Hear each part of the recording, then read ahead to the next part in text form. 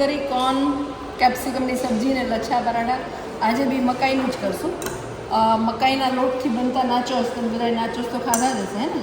Triangle chips આવે જે ready આવતા હોય એ નહીં, આપણે ઘરે બનાવી શકાય એવા ને. એની સાથે આપણે બધા હોટલમાં હોય તો સર્વ કરતા એ મેક્સિકન ડીપ સાલ્સા જુદા જુદા બનાવતા, પણ બેઝિકલી ટમેટા કેપ્સિકમ ને એનું કાચું, જે આપણે કચુંબર કરીએ ને એવી રીતે મેક્સિકન સ્ટાઇલનું કચુંબર એ, અને એની સાથે બીજું વ્હાઈટ ડીપ આવે જે વ્હાઈટ સોસમાંથી બનતું હોય એ બે વસ્તુ આપણે બનાવવાના છે. વ્હાઈટ ડીપ સાલ્સા અને એની સાથે નાચોસની ચિપ્સ. અને બીજી વસ્તુ આપણે મકાઈનો હાંડવો બનાવીશું. હાંડવો તો બધા બનાવતા જ હોય ઘરે, પણ ઇન્સ્ટન્ટ હાંડવો, કે અચાનક જ હાંડવો ખાવાની ઈચ્છા થઈ તો આપણે હાંડવા માટે તો પેલો ઢોકળાનો લોટ કે હાંડવાનો લોટ, ચણાની દાળ ને ચોખા પલાળીને કે એના લોટથી આપણે આથો આપીને કરતા હોય એવી રીતે નહીં. આપણે તાત્કાલિક મકાઈના પેલાથી કરતા હોય, રવાથી કરતા હોય, રવા અને મકાઈ. તો એ બે વસ્તુ આપણે બનાવવા. તો સૌથી પહેલાં આપણે નાચોસનું લોટ બાંધશું, એ તૈયાર કરશું.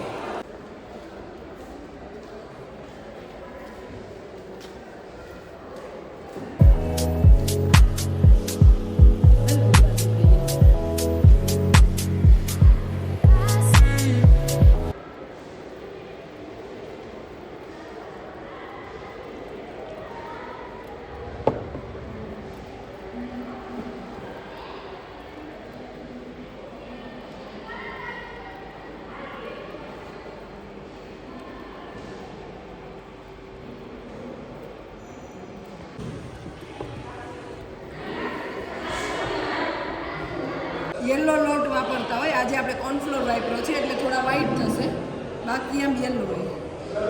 લોટ થાય જ્યારે તમે લોટ બાંધો ને મકાઈના લોટથી, આવો યલો કલર થાય. એટલે આપણે કલર દેખાડવા માટે હવે હળદર નાખી દીધી છે, હે ને?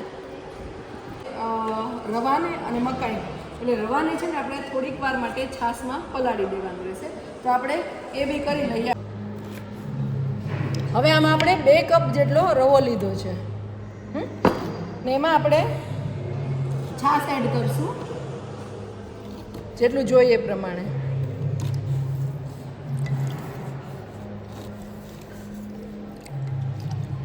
આપણે ઇન્સ્ટન્ટ હાંડવો તૈયાર કરવાનો છે, એટલે આને 20 મિનિટ કે 25 મિનિટ પલાળી દઈએ, જેવું એટમોસ્ફિયર એના ઉપર. 1 ગ્લાસ જેટલી છાશથી આપણે પલાળ્યું છે. પછી રવો ફૂલે એટલે પછી બનાવતી વખતે જરૂર પડશે એ પ્રમાણે, કારણ કે એમાં વેજીટેબલ આવશે એટલે જરૂર પડશે એ પ્રમાણમાં આપણે એડ કરશું બધું. માટે પલાળી દીધું છે, આપણે આને ઢાંકીને રાખી દઈશું એક સાઈડ 20 મિનિટ માટે.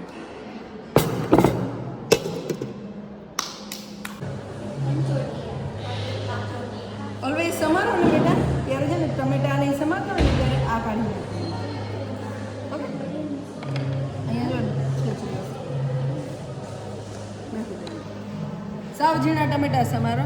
પછી એના પછી કેપ્સિકમ સમારવા આવશે. હો, કોઈ રેડી રહેજો.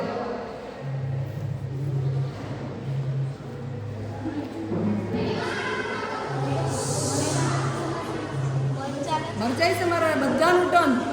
કાકડી સમારવાની છે, ગાજર સમારવાનું, બધાનું ટન. આપણે વ્હાઈટ ડીપ તૈયાર કરી દઈએ, આપણે એનો ટાઈમ વેસ્ટ ન થાય.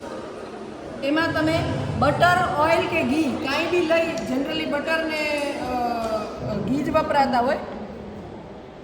આમાં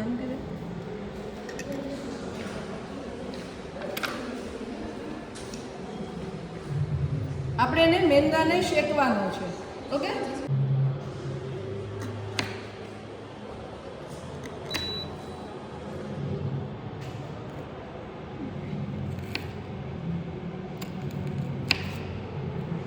વ્હાઈટ સોસ માટે ખાલી 1 ચમચી જ મેંદો લેવાનો.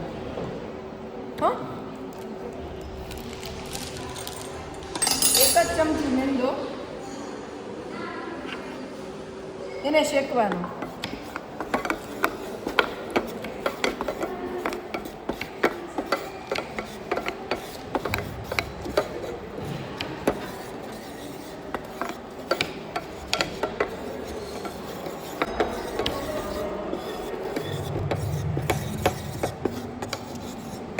આમાં ચીઝ એડ કરવાનું છે એટલે બહુ મીઠું નહીં નાખવાનું કારણ કે ચીઝ ઓલરેડી ખારું હોય.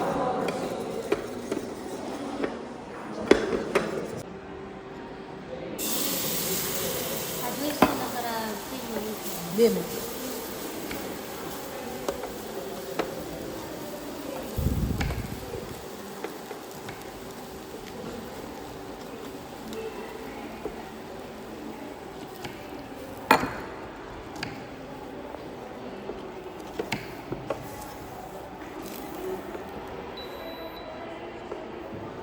સાવ ધીમા તાપે થોડી કરી દીધું.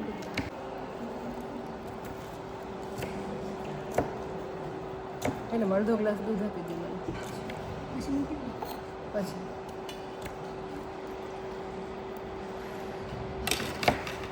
એક્સ ને ઓરિગેનો નાખવાનો.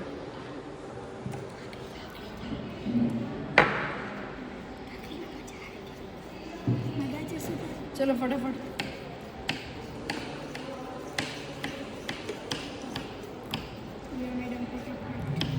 પતલું લાગે તો ચીઝ એડ કરવાનું. ચીઝ તો એડ કરવાનું જ પણ એક વખત આગલું ચીઝ જ્યારે થોડું થોડું નાખવાનું એટલે મેલ્ટ થતું એકસાથે નાખશો ને તો બધું મેલ્ટ કરવામાં પ્રોબ્લેમ થશે અને લમ્સ રહી જશે.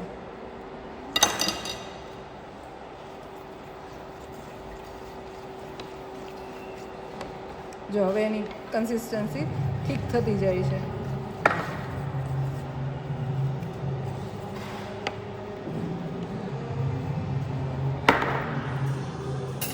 હવે થોડી શુગર એડ કરી દેવાની, 1 જ ચમચી જેટલી. ઓકે, જો તમને કરવું હોય તો. આમ તો ઇટાલિયનમાં શુગરનું હોય પણ આપણે એડ કરીએ છીએ કારણ કે એક કરીએ છીએ. બેઝિકલી શુગરનું હોય, તમે વ્હાઈટ ડીપ ખાતા હોય ને ત્યારે. આમાં આપણે જરાક જ નાખી છે આપણા ગુજરાતી ટેસ્ટ પ્રમાણે.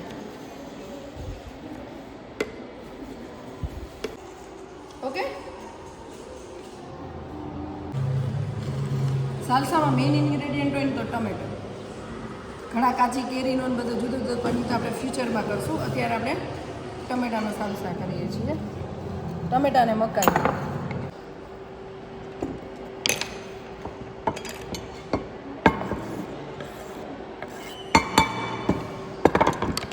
કાકડી, કેપ્સિકમ,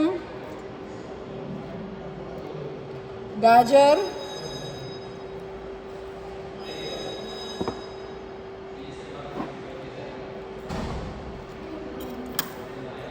લાલ મરચું,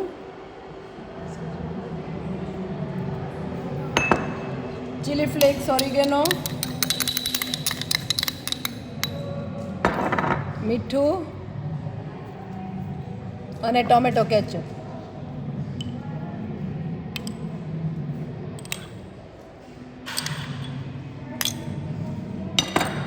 આને બધાને સાથે ટોસ કરી લેવાનું.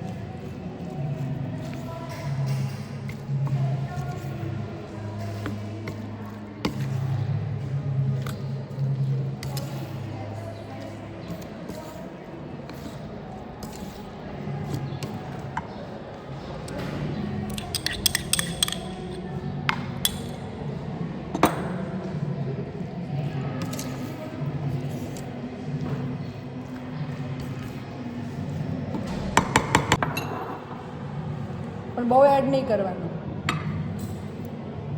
તમે કોઈ રેસીપી જોતા હોય અને એમાં ઘણી વખત હોય સિલેન્ટ્રો યુઝ કરે, એટલે એની જગ્યાએ આપણે કોથમીર યુઝ કરી શકીએ. એટલે સેમ વસ્તુ અહીંયા આપણે કોથમીર એડ કરીએ છીએ.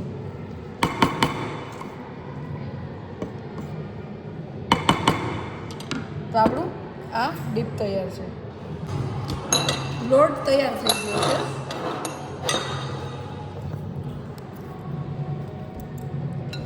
એને કૂણવી લેશું.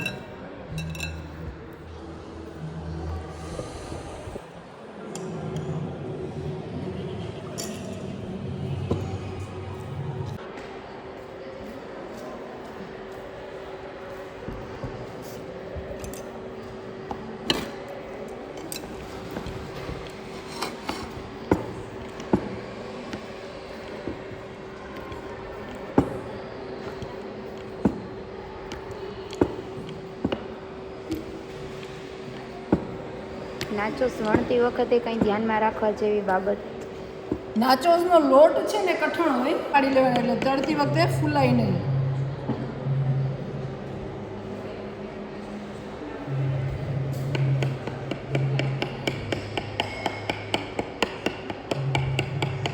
પછી આને કાપી લેવાના. નાચોસ કેવાય ખબર છે ને? ટ્રાયેંગલ હોય.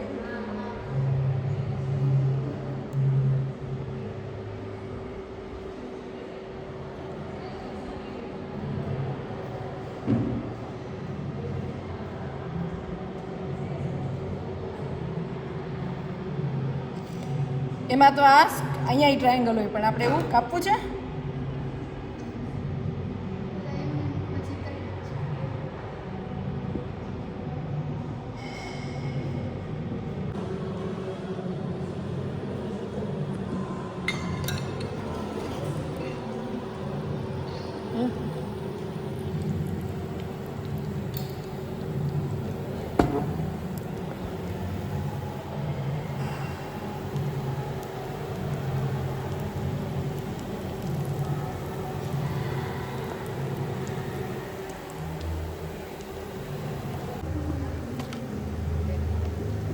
વીસ 25 મિનિટ થઈ ગઈ છે. આથો આવી ગયો છે, થોડું કઠણ થઈ ગયું એટલે હવે આપણે થોડીક છાશ એડ કરીશું. આપણે કહેતા વખતે કીધું હતું ને કે છાશ ફૂલશે, અરે રવો ફૂલશે એટલે પછી છાશ એડ કરીશું. એટલે આ છાશ એડ કરી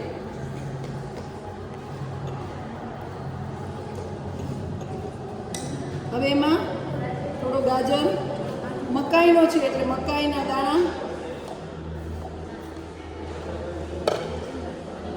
મીઠું,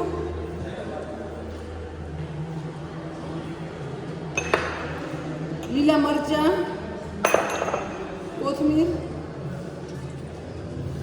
કાંદા,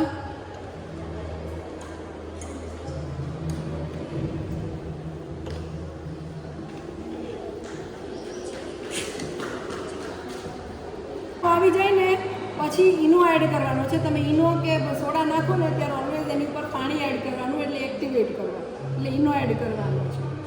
તેલનો વઘાર કરશું.